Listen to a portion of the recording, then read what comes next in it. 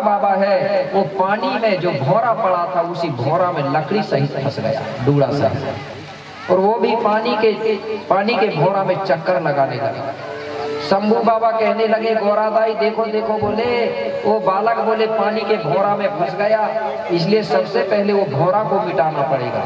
बाबा शंभू ने एक पत्थर उठाया भौरा को मिटाने के लिए, इधर से पत्थर फेंका, लेकिन वो पत्थर भौरा पे जाके नहीं गिरा। किनारे में एक पेड़ लगा हुआ था, पहाड़ी मढ़ा। पहाड़ी मढ़ा को कौवा भी बोलते हैं, जानते हैं ना, जो नदी के किनारे उसके फल को ऐसा पकड़ोगे तो 5 उंगली समझ आएगी, वही उसका एक फल टूट करके और पानी में गिर गया भौरा के ऊपर। भौरा खत्म हो गया, मिट गया। कोपार बाबा वो भौरा से छूट गया।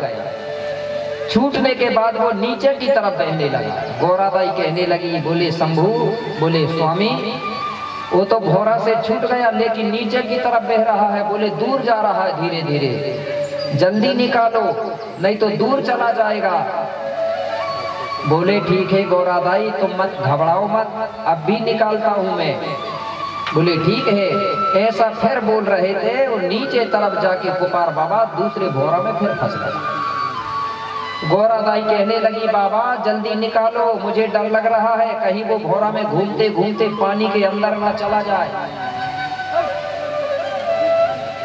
ऐसा करके बोल रही थी। शंभू बाबा हाँ में हाँ करते जा रहा था और हुआ वही। क्या? वो बच्चा मेरे भाई कोपार बाबा लकड़ी के डूड़ा सहित घूमते घूमते पानी के अंदर चला गया। जैसे ही पानी के अंदर गया तो गौरादाई घबरा गई, आंखों में आंसू आ गए और कहने लगी बाबा तुम हाँ हाँ कहते रहे, देर कर दिए। बोले देखो बालक बोले लकड़ी के डूड़ा सहित पानी के अंदर चला गया। बोले रोने लगी गौरादाई। बाबा शंभू ने देखा, अरे बोले डूब गया। तुरंत बाबा शंभू ने एक छलांग लगाया, देर बिल्कुल नहीं किया और जहां कोपार बाबा डूबा था वहीं कूद गया और कोपार बाबा को पानी के अंदर से पकड़ करके बाहर लेके आ गया। लेकिन बाबा कोपार के शरीर में पानी समा चुका था। बाबा कोपार बेहोश हो गया था, शुद्ध नहीं था। शंभू ने देखा तो कहने लगे गौरा इस बालक के शरीर में पानी समा चुका है इसलिए ये बेहोश हो गया है, इसलिए इसके शरीर से पानी निकालना पड़ेगा। तो बाबा शंभू उसके पेट को दबा रहा है, कहीं पैर पकड़ के उल्टा कर रहा है, कहीं गोतना जैसे घुमा रहा है, फिर पेट दबा रहा है। धीरे धीरे कोपार बाबा के मुख से पानी बाहर निकलने लगा, नाक से पानी निकलने लगा। जब शंभू बाबा ने कोपार के शरीर से पूरा पानी निकाला और नदी के किनारे में सुला दिया। सुलाने के बाद कहने लगे गौरादाई अब थोड़ी देर हमको यहाँ रहना पड़ेगा, कुछ समय के बाद में ये बालक होश में आ जाएगा, सचेत हो जाएगा, चेत जाएगा। तो बोले ठीक है। अब शंभू और गौरा वहीं खड़े हैं, कोपार बाबा जमीन पर लेटा है। बहुत देर हो गई लेकिन कोपार बाबा होश में नहीं आया। अब क्या करे? गौरादाई कहने लगी बाबा शंभू मैंने सुनी हूं कि तुम्हारी डमरू की आवाज में बड़ी शक्ति है, इसलिए एक काम करो बाबा तुम अपनी डमरू को ये बालक के कान के किनारे ले जाके बजाओ। ये डमरू की आवाज से हो सकता है ये बालक होश में आ जाए, चेत जाए, जाग जाए। बोले ठीक है।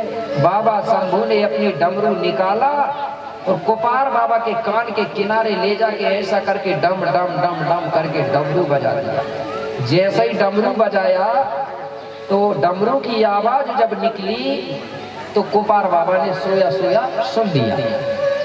सुनने के बाद कोपार बाबा वो डमरू की आवाज को मन ही मन में दोहराता है, जिभ्या चला रहा है, बोल रहा है।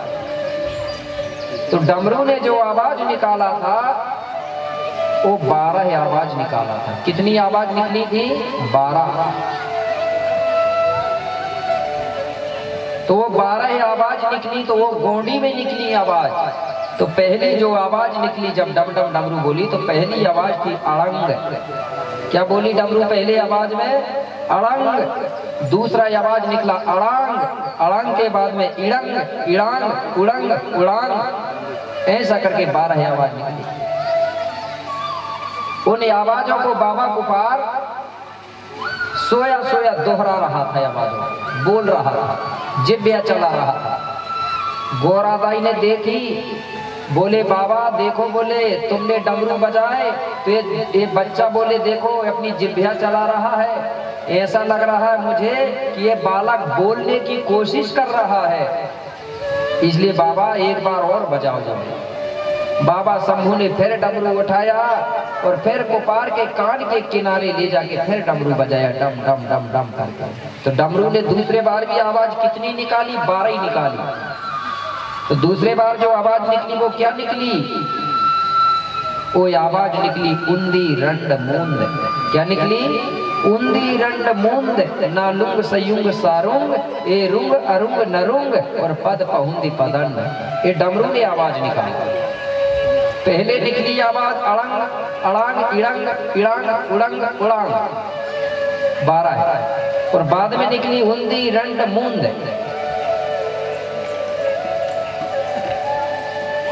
यही डमरू की आवाज से कुपार बाबा ने जो पहले आवाज निकली 12 अड़ंग, अड़ंग, इड़ंग, इड़ंग वाली, इनसे मेरे भाई सबसे पहले इन्हीं का अनुवाद हुआ और बाद में जाके इन्हीं से अनार्याम आहा खुशी शब्द जो पढ़ते हैं ना, ये 12 है कि नहीं, ये अक्षरों का निर्माण हुआ सबसे पहले आहा खुशी तक, ये 12 अक्षरों का। और दूसरे बार जब डमरू बजी तो दूसरे बार निकाली उन्होंने उंदी रंड मूंद नालुंग, इनका बाद में अनुवाद हुआ। तो उसके बाद में गिनती का निर्माण हुआ। उंदी रंड मूंद का मतलब होता है 1 2 3। इसके पहले कोई भाषा नहीं थी, सबसे पहले यही गोंडी भाषा बनी डमरू से। तो इस प्रकार से गोंडी भाषा का निर्माण हुआ। गोंडी भाषा से ही सब भाषाओं का निर्माण हुआ है। सबसे पहले की भाषा गोंडी भाषा है। कैसे? मैं आपको बता रहा हूँ, सब गोंडी भाषा से निकाल निकाल के भाषाओं बनाई हुई है। अंग्रेजी भी गोंडी भाषा से बनी, संस्कृत भी गोंडी भाषा से बनी है। कैसे?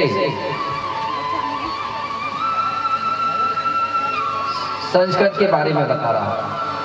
संस्कृत में ओम शब्द आता है ना, गोंडी में भी ओम बोलते हैं। जैसे नारियल रखा है, ओम नारियल, इसका मतलब होता है नारियल ले जा। तो ओम कहां से आया? गोंडी से निकला। ओम का मतलब होता है गोंडी में ले जा।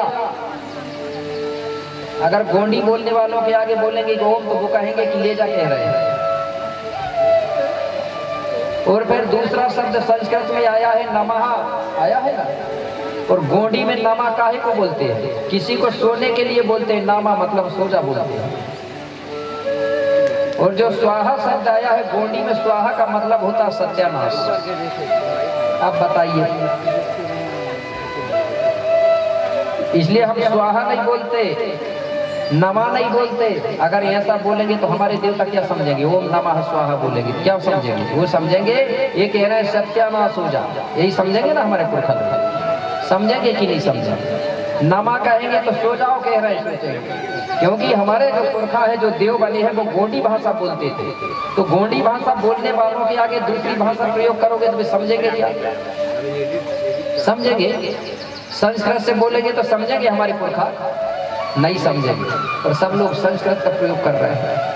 हमारे पुरखाओं को अगर सुमरन करना है, उनको मनाना है, तो हमको गोंडी भाषा से बोलेंगे तो आपके पुरखा जल्दी समझ जाएगा। क्योंकि पहले हमारे पुरखा, चाहे वो छत्तीसगढ़ हो, मध्य प्रदेश हो, यूपी हो, बिहार हो, चाहे उड़ीसा हो, बंगाल हो, कोई भी हो, सब जगह के पुरखा गोंडी बोलते थे। और वो मर के देव बन गए। तो उनको अगर बुलाना है तो गोंडी से बोलोगे तो वो समझेंगे। और संस्कृत से बोलोगे ओम नमः स्वाहा कहेंगे ना, तो वो तो कहेंगे ये कह रहे हैं हमारे लोग कि सो जाओ, तुम्हारो सत्यानाश और तुम्हारो सब कुछ ले जाओ। ओम का मतलब यही होता है ना। आप गलत मत समझना, मैं सही चीज बता रहा हूँ। तो मतलब ये संस्कृत कहाँ से बनी? गोंडी के शब्द निकाले हुए हैं। इसके बाद अंग्रेजी भी गोंडी से बनी। कैसे? यहाँ सब लोग पढ़े लिखे बैठे होंगे, गोंडी में तो नहीं जानते होंगे, लेकिन अंग्रेजी में जरूर जानते होंगे। अंग्रेजी में साइकिल को क्या कहते हैं? मात्र सकते उठाना हाथ कोई? अंग्रेजी में सबने पढ़ा होगा, नहीं पढ़ा? चलो कोई भी उठा के बता दो भाई, साइकिल को अंग्रेजी में एक है जी, बाइसिकल बोलते हैं। अंग्रेजी में क्या बोलते हैं? बाइसिकल। और गोंडी में भी बाइसिकल बोलते हैं। हमारी आजी थी, मैं जब स्कूल जा रहा था 6वीं 7वीं, तो हमारे यहाँ जो आजी थी वो साइकिल को बोलती थी बाइसिकल। अब मैं उससे पूछता था कि दाई तुम कौन सी पढ़ी हो? तो वो कह रही कि मैं नहीं पढ़ी हूँ। तो मैंने बोला कि तुम अंग्रेजी क्यों बोल रही हो? तो वो कहने लगी अंग्रेजी नहीं बोल रही हूँ, बोले गोंडी में बोलते हैं बाइसिकल। तो इसका मतलब है बाइसिकल शब्द कहाँ से निकाला गया? अंग्रेजी का शब्द गोंडी भाषा से निकाला गया। और लिखावट भी देखना है आप लोग, जो 750 लिखते हैं तो अंग्रेजी पढ़ने वाले उसको बोलते हैं जे लिखा है, फिर बी लिखा है, फिर ओ लिखा है, ऐसा बोलते हैं ना। जबकि गोंडी भाषा के अक्षर वो 7 है, 5 और 0 है। कई शब्दों को बदल दिया, जैसे गोंडी में पानी को बोलते हैं एयर, एयर को परिवर्तन करके अंग्रेजी में बना दिया एयर को एयर। बदला कि नहीं बदला? ऐसा करके मेरे भाई हमारी भाषा से शब्द निकाल निकाल के भाषा पर निर्माण हुआ। आज भी ये भारत देश में गोंडी भाषा सबसे ज्यादा बोली जाती है, सबसे ज्यादा गोंडी भाषा बोलने वाले लोग हैं यहाँ। लेकिन फिर भी हमारी भाषा को मान्यता नहीं मिल पा रही, नहीं मिल रही ना। क्यों? कि हमारा समाज अभी भी संगठित नहीं हुआ है। जब संगठन होगा तब हम ये कर सकते हैं, क्योंकि कोई कह रहा है हाँ, कोई नहीं सुनता। कहीं भी अगर बुलाएंगे तो लोग जा नहीं सकते। इसलिए जरूरत सबसे पहले संगठन मजबूत करना पड़ेगा। तो अब समझ गए ना हमारी भाषा का निर्माण कहाँ से हुआ? शंभू बाबा की डमरू की आवाज से हमारी भाषा का निर्माण हुआ। अब कोई पूछेंगे तो बता सकते हैं ना, क्योंकि बताना पड़ेगा कि तुम्हारी भाषा का निर्माण कैसे हुआ। तो बाबा शंभू की डमरू की आवाज है, वही हमारी गोंडी भाषा है। ठीक है ना। इसके बाद कुपार बाबा जाग गए। अब कुपार बाबा जागे वहां से, और अब बाबा शंभू और गोरादाई को सेवा जोहार करके और कछारगढ़ की ओर जाते हैं। कहाँ जाते हैं? कछारगढ़। धीरे धीरे चलते जा रहे हैं, भ्रमण करते हुए। कैसे?